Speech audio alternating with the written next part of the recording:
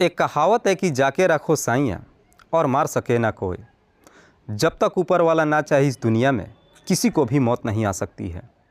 आज की भी कहानी में सेम कुछ ऐसी होता है। इसे कुदरत की करिश्मा कहें या फिर बच्ची की खुशकिस्मती। एक 8 साल की बच्ची के ऊपर जानलेवा हमला ही नहीं होता है, बल्कि कातिल बड़ी सुकून के साथ अपने जीवन को व्यतीत करता है कि उसने अपने काम को परफेक्ट तरीके से किया है। पर खुशकिस्मती से वो बच्ची जिंदा बच जाती है और उसके पास पुलिस भी पहुंच जाती है। पर बच्ची जब कातिल की पूरी कहानी पुलिस को बताती है तो वाकई में इसे सुनने के बाद किसी को भी अपने कानों पर यकीन ही नहीं होता है कि कोई इंसान इस हद तक गिर सकता है क्या। नमस्कार, आदाब, मैं हसमुद्दीन और आप देख रहे हैं सफ़र क्राइम तक। आज की जो सच्ची घटना मैं आपको सुनाने वाला हूँ, ये घटना है मध्य प्रदेश की राजधानी भोपाल शहर की।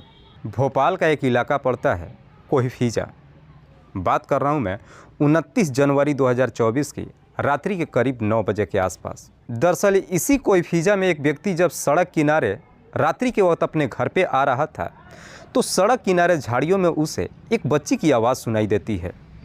उस बच्ची की चीखने चिल्लाने की आवाज़ जब व्यक्ति सुनता है वो काफ़ी डर जाता है और इतनी हिम्मत भी नहीं कर पाता है कि जा कर के झाड़ियों में देख सके। वो व्यक्ति डरते हुए वहाँ से भागता है और आकर के अपने इलाके में तमाम लोगों को इस बात की जानकारी देता है। जब कुछ लोगों को इस बात की जानकारी होती है, लोग वहाँ झाड़ियों में पहुँचते हैं जहाँ से उस बच्ची की आवाज़ आ रही थी। कुछ लोग जब उस झाड़ियों के अंदर झांकने की कोशिश करते हैं तो अंदर का नज़ारा देख हर कोई सन्न रह जाता है। दरअसल उस झाड़ी के अंदर लगभग एक 7 से 8 साल की बच्ची काफ़ी गंभीर अवस्था में पड़ी थी। दरअसल उसके गले पे किसी तेज़ धार हथियार को चला दिया गया था, लेकिन वो बच्ची अभी जिंदा थी। लोग जैसे उस बच्ची को इस हालत में देखते हैं, बड़ी समझदारी से कदम उठाते हैं। सबसे पहले उस बच्ची को आनन फानन में नज़दीकी हॉस्पिटल में लेकर जाते हैं और साथ ही साथ इस बात की जानकारी नज़दीकी थाने में देते हैं। इधर बच्ची को जब हॉस्पिटल में एडमिट कराया जाता है, डॉक्टर भी उस बच्ची का ट्रीटमेंट करना शुरू कर देते हैं। लेकिन जैसे ही इधर इस बात की जानकारी पुलिस को मालूम चलती है, पुलिस तुरंत ही अपने टीम के साथ हॉस्पिटल में पहुंचती है और उस बच्ची के बारे में डॉक्टर से पूछताछ करती है। डॉक्टर कहते हैं कि साहब, उस बच्ची की हालत बेहद ही नाजुक है। पुलिस जब उस बच्ची के बारे में उन लोगों से पूछताछ करती है जो लोग उस बच्ची को लेकर हॉस्पिटल में आए थे, कोई भी व्यक्ति उस बच्ची को पहचान नहीं पाता है, क्योंकि सबका एक ही का नाम होता है कि साहब वो बच्ची हमारे इलाके की नहीं रहने वाली है। पुलिस जब घटनास्थल पर पहुंचती है तो वहां पे कोई भी ऐसा प्रमाण पत्र भी नहीं मिलता है जिससे उस बच्ची की पहचान हो सके। और पुलिस के सामने भी सिवाय इंतज़ार के अलावा कोई रास्ता नहीं बचता है। पुलिस इंतज़ार करने लगती है कि जब तक बच्ची की हालत ठीक नहीं हो जाती तब तक उसका बयान नहीं लिया जा सकता है। आखिरकार डॉक्टर की मेहनत रंग लाती है और 2 दिन के बाद बच्ची होश में आ जाती है। बच्ची जैसे ही होश में आ जाती है, डॉक्टर जाकर के हॉस्पिटल में उस बच्ची से बयान लेते हैं। पुलिस सबसे पहले बच्ची से पूछताछ करती है कि तुम्हारे ऊपर हमला किसने किया है। बच्ची कातिल के बारे में तो बताती है, लेकिन पुलिस को जब उस कातिल के बारे में मालूम चलता है तो वाकई में इसे सुनने के बाद खुद पुलिस को भी अपने कानों पर यकीन नहीं होता है, क्योंकि बच्ची कहती है कि साहब, मेरे ऊपर हमला किसी और ने नहीं बल्कि मेरे ही पिता ने किया है। बच्ची अपने पिता का नाम तेज सिंह बताती है। तेज सिंह की पत्नी का नाम है कविता देवी। तेज सिंह जो इसी कोईफिजा इलाके का रहने वाला है। पुलिस बच्ची से पूछताछ करती है कि आखिरकार तुम्हारे पिता ने तुम्हारे ऊपर हमला क्यों किया है। इस पे बच्ची पुलिस को सिर्फ एक ही जवाब देती है कि साहब, मेरे पिता मुझसे काफ़ी नफरत करते थे। शाम के वक्त वो मुझे बाहर घुमाने के लिए लेकर के आए थे, लेकिन जैसे ही इस इलाके में पहुँचे उन्होंने अपने पास से एक तेज़ धार हथियार निकाला और मेरे गले पे चला दिया। मैं चीखती चिल्लाती रही और मुझे झाड़ियों में फेंक कर चले गए। बच्ची जैसी ये सारी बातें पुलिस को बताती है, पुलिस उस बच्ची के तहरीर पे उसके घर पे जाती है और उसके पिता तेज सिंह को अपने कस्टडी में ले लेती है। पुलिस जब तेज सिंह से उसकी बच्ची के ऊपर हमला के बारे में पूछताछ करती है तो तेज सिंह कहता है कि नहीं साहब, मेरी बच्ची झूठ बोल रही है। दरअसल मैं खुद कल से अपनी बच्ची को ढूंढ रहा हूँ। पुलिस को भी समझ में नहीं आती है कि आखिरकार इसमें सच कौन बोल रहा है और झूठ कौन बोल रहा है। इसीलिए पुलिस फिर से उस घटनास्थल पर जाती है और वहाँ के आसपास के सीसीटीवी को चेक करती है, जिसमें पुलिस को कामयाबी भी मिल जाती है। वहाँ के पास के सीसीटीवी में तेज सिंह अपनी बच्ची के साथ 29 जनवरी 2024 को रात के वक्त जाते हुए दिखाई देता है। पुलिस को जैसे इस तरह का सीसीटीवी रिकॉर्डिंग मिल जाती है, पुलिस इसी रिकॉर्डिंग के आधार पर तेज सिंह से सख्ती से पूछताछ करना शुरू करती है। पुलिस जैसे ही अपना शक्ति दिखाना शुरू करती है, आखिरकार तेज सिंह अपनी सच्चाई कबूल कर लेता है। तेज सिंह कहता है कि हाँ साहब, मेरी बच्ची के ऊपर हमला किसी और ने नहीं बल्कि मैंने ही किया है। पुलिस जब इसकी वजह पूछताछ करती है तो तेज सिंह कहता है कि साहब, मैं अपनी बच्ची से बेहद नफरत करता था, इसीलिए मैं उसे देखना नहीं चाहता था। दरअसल 2 साल पहले मेरी पत्नी भी मुझे छोड़ करके चली गई। उसके बाद से मैंने दूसरी शादी कर लिया है, इसीलिए मैं अपनी पहली पत्नी की बच्ची को देखना नहीं चाहता था।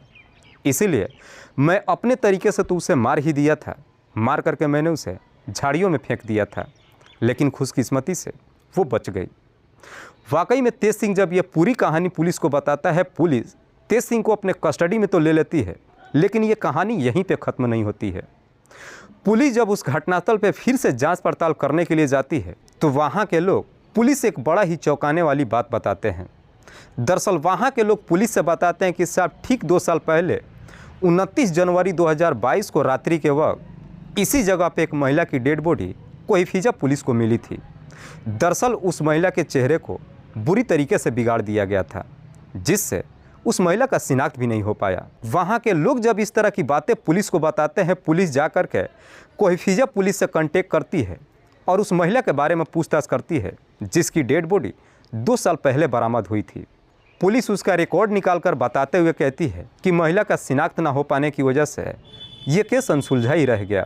पुलिस को लगता है कि शायद उस महिला और इस बच्ची का जरूर कोई ना कोई कनेक्शन है। पुलिस फिर से हॉस्पिटल में जाती है और उस बच्ची से उसके माँ के बारे में पूछताछ करती है। बच्ची फिर से पुलिस वालों को वही जवाब देती है कि साहब, मेरी माँ 2 साल पहले घर छोड़ कर के चली गई, उसके बाद से दोबारा कभी घर ही वापस नहीं आई।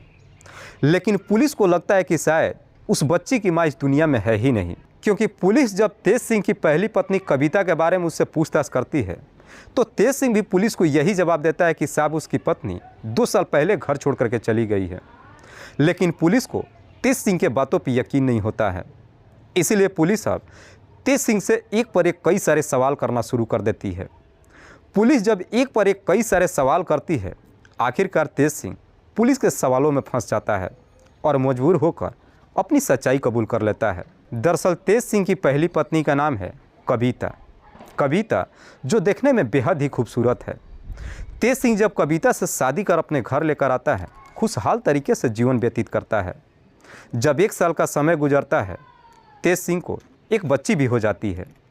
लेकिन जैसे ही शादी का लगभग 8 साल का समय गुजरता है, तेज सिंह को कहीं ना कहीं अपनी पत्नी के खूबसूरती को लेकर अंदर ही अंदर शक पैदा हो जाता है, क्योंकि अनीता इतनी सीधी साधी थी कि जब भी किसी से बातचीत करती थी हंसकर मुस्कुराकर ही करती थी। इस वजह से तेज सिंह को अपनी पत्नी के ऊपर गहरा शक चला जाता है। हालांकि इस बारे में तेज सिंह जब अपनी पत्नी से पूछताछ करता है, अनीता भी अपने पति को सिर्फ एक ही जवाब देती है कि तुम्हारे दिमाग में शक की बीमारी पैदा हो गई है और इसका कोई इलाज भी नहीं हो सकता है। लेकिन तेज सिंह को अपनी पत्नी की बातों पर भरोसा नहीं होता है और जैसे जैसे समय गुजरता है, तेज सिंह धीरे धीरे अपनी पत्नी से नफरत करने लगता है। आगे चलकर कि ये नफरत इस प्रकार से बढ़ जाती है कि आखिरकार एक दिन तेज सिंह अपनी पत्नी को हमेशा के लिए इस दुनिया से हटाने का तय कर देता है और फिर इसी षड्यंत्र के तहत 29 जनवरी 2022 को अपनी पत्नी को भी घुमाने के बहाने से लेकर के जाता है और जैसे ही कोईफिजा के इलाके में रात्रि के वक्त पहुंचता है, अपनी पत्नी के ऊपर भी हमला कर देता है, जिसकी वजह से अनीता की भी मौत हो जाती है। उसके बाद से अनीता की भी डेड बॉडी को झाड़ियों में फेंक देता है और उसके चेहरे को बुरी तरीके से कुचल देता है। इधर पुलिस को डेड बॉडी बरामद तो होती है, पुलिस इलाके के थानों में खबर भी देती है, लेकिन जब कोई भी व्यक्ति थाने में उस महिला के बारे में पूछताछ करने के लिए नहीं जाता है, डेड बॉडी की शिनाख्त नहीं हो पाती है, इसीलिए केस अनसुलझा ही रह जाता है। इधर जैसे ही तेज सिंह की पत्नी इस दुनिया को छोड़ के चली जाती है और इस पे तेज सिंह के ऊपर कोई फ़र्क भी नहीं पड़ता है, तेज सिंह का हौसला भी काफ़ी बढ़ जाता है। उसके बाद से तेज सिंह दूसरी शादी कर लेता है। दूसरी पत्नी को जब घर लेकर के आता है, तेज सिंह अपनी बच्ची से नफरत करने लगता है, क्योंकि तेज सिंह को शक होता है कि शायद वो उसकी बच्ची नहीं है। इसलिए तेज सिंह अपनी बच्ची को भी इस दुनिया से हटाने का योजना बना देता है और ठीक करीब 2 साल के बाद 29 जनवरी 2024 को रात्रि के वक्त अपनी पत्नी के जैसे ही अपनी बच्ची को ही घुमाने के लिए अपने घर से बाहर लेकर जाता है। जैसे ही सुनसान जगहों पे पहुंचता है, अपनी ही बच्ची के गले पे अपने पास से एक तेज़ धार हथियार निकालता है और उसे चला देता है और फिर उसे झाड़ियों में फेंक देता है। तेज सिंह को पूरा यकीन होता है कि उसकी बच्ची की मौत हो चुकी है, पर खुशकिस्मती से उसकी बच्ची जिंदा बच जाती है। वाकई में तेज सिंह जब ये पूरी कहानी पुलिस वालों को बताता है, पुलिस तेज सिंह को अपने कस्टडी में लेकर जेल तो भेज देती है, लेकिन इसके बाद से पुलिस फिर से उसकी दूसरी पत्नी से भी पूछताछ करती है, क्योंकि पुलिस को शक होता है कि शायद तेज सिंह जो अपनी बच्ची के ऊपर हमला किया था, इसमें सिर्फ तेज सिंह का ही हाथ नहीं था, बल्कि उसकी पत्नी का भी हो सकता है। हालांकि पुलिस इस बारे में तेज सिंह की दूसरी पत्नी से भी पूछताछ कर रही है, लेकिन पुलिस के पास अभी तो कोई सबूत नहीं मिला है। दोस्तों, इस पूरी घटना के बारे में आप क्या सोचते हैं? आप अपनी राय हमें कमेंट बॉक्स में ज़रूर दीजिएगा। जाते जाते मैं आपको बता दूं कि कुछ मेरे व्यूअर्स हैं जो रोज़ाना मेरी इस वीडियो को देखते ही नहीं हैं, बल्कि अपना कीमती समय निकाल कर मुझे अपना प्यार भी देते हैं, जिनमें से एक का नाम है आलम गुज्जर। आलम गुज्जर जो यमुनानगर हरियाणा प्रदेश के रहने वाले हैं। दूसरे मेरे व्यूअर हैं आलम अंसारी।